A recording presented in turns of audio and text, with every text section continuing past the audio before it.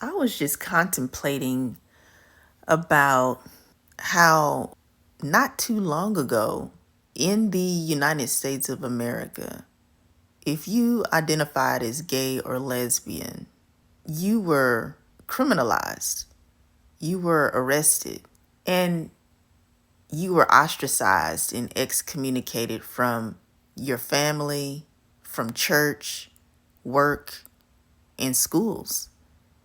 You couldn't even run for any type of political office position because the world was very heteronormative.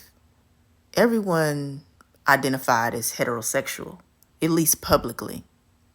But there were always a few of us who stood out, who went against the grain despite the way the world treated those who identified as lesbian, gay, bisexual, and LGBTQ plus. They were resilient. They were passionate.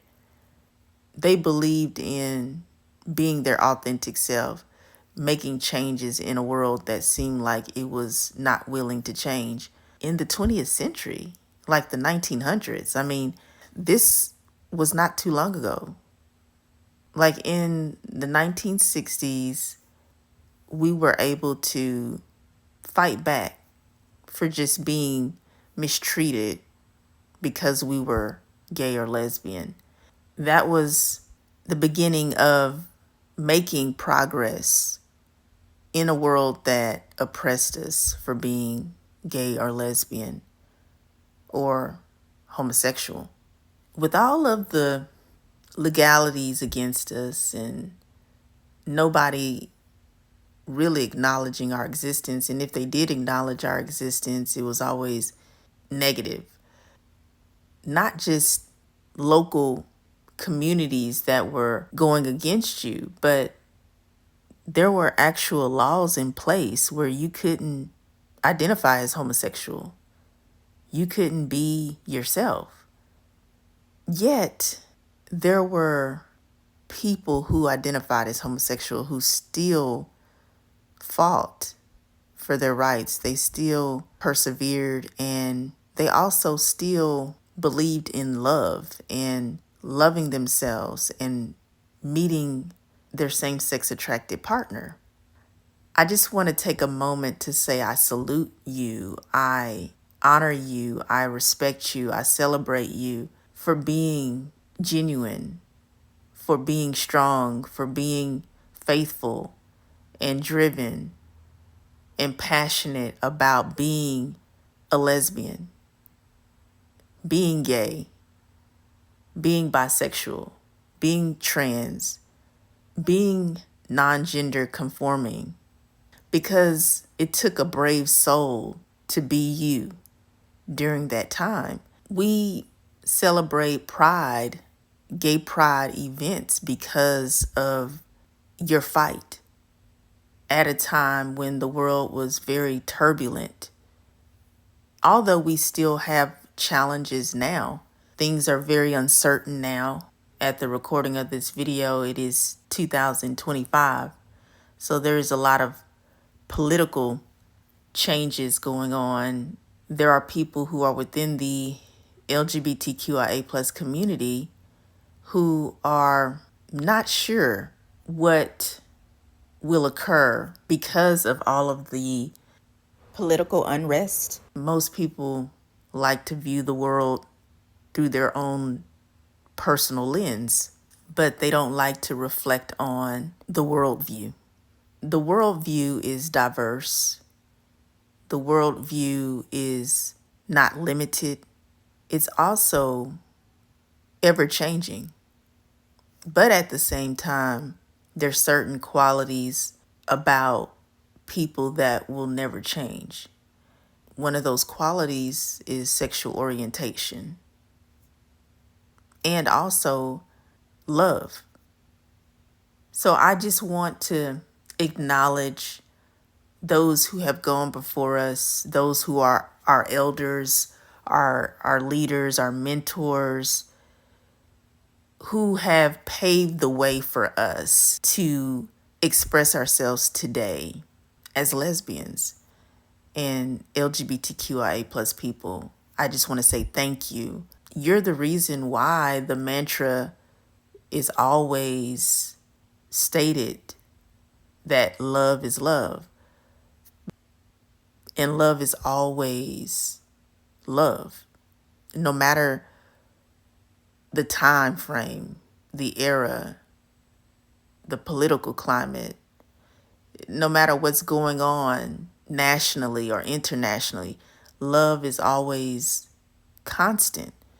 I don't think people really understand that it's because of love lesbians were able to thrive and still meet the love of their life in a world that was totally against them. Who is the source behind love? Well, I tell you who I think it is. I think it's the Most High God. I think God is the source. God is the author and the creator and the finisher of love. And without God, love is not possible because God is love. He is the source. He is the Almighty. Often people think when you have trouble, when you have difficulties, when you have hardships, when you have challenges and pain, they believe that if God is love, then pain and trials and tribulations should not exist. But I 100% disagree with that attitude, that mindset, that theory. And here's why. Love is actually created, and God is the creator. He creates all things. And some people don't understand that God could create good and evil, but he did. If you have love, then you also have the opposite of love, which is hate. Just like you have good and you have the opposite of good, which is evil. You have these two opposing dynamics that exist. They're there to give us a choice on how we decide to live our lives. You can either do good or you can do evil, or you can love or you can hate. And God gives us free will.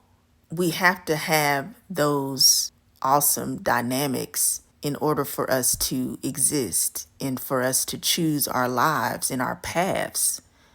Without struggle, without pain, then you will not have progress. Then you will not understand how to persevere. You will always give up. You won't try. You'll be impatient. You will be spoiled because life is too simple and too easy for you. When you have a passion, when you have hope, when you have faith, when you have a future that you look forward to experiencing, then you will fight for what you believe in. You will keep going. You will persevere. You will learn to be patient. You will learn to strengthen your heart, your mind, your soul, your body to get through the pain, to get through the struggle. You'll sacrifice. You'll do what is necessary for you to get to your destination because that's what you choose. You have to have challenges in life and you have to have trials and tribulations in life because they're not evil like most people think they are. They are actually there to build you up, to strengthen you, to give you knowledge and wisdom, to light a fire in you, to keep going, to keep pursuing, keep believing and keep doing what's best for you. And that's what gay, lesbian, bisexual, and LGBTQ plus people did. That's who they were. And that's why we have so much opportunity now because they went through the daunting periods. They went through the challenges. They went through the pain. They went through the uncertainty. They went through the trials and the tribulations. It makes me think about how Jesus said, "Fear not, for I have overcome the world." This world, this physical place that we're in, just think of it as your opportunity to be challenged and to win the challenge. Or you could just decide not to do anything at all and just make no progress or be automatically defeated because you don't want to take on the challenge. So that's really your two choices. You win or you lose. Your choice. This is a challenge, but the challenge is not a bad thing. The challenge is actually good for you. And that's how lesbians met women back in the day. And that's how lesbians can meet women right now. I am Giselle Wallace, certified lesbian life coach and author. Thank you for listening. Please subscribe to my YouTube channel, like and share the video, and have a loving day.